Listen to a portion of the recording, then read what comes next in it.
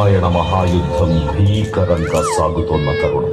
శ్రీరామచంద్రుని సారథ్యంలో వానర సైన్యంతో విజృంభిస్తూ లక్ష్మణస్వామి తనతో పోరాటం చేస్తోన్న రావణుడి కుమారుడు ఇంద్రజిత్ తలని బాణంతో ఒక్క వేటుతో వేరు చేశాడు.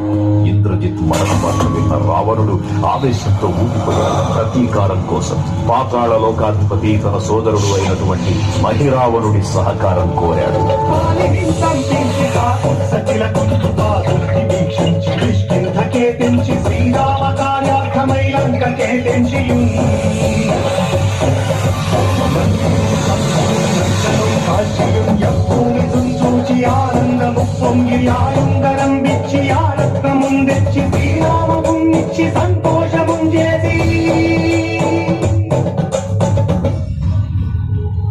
తన ప్రభువులను కాపాడుకోవడానికి వాయువేగంలో పాతాళ లోకానికి చేరుకున్న ఆంజనేయ స్వామికి సగం మొసలి సగం వానర రూపంలో ఉన్న వింత జీవి ముఖద్వారం వద్ద కాపలా కాస్తూ కనిపిస్తోంది.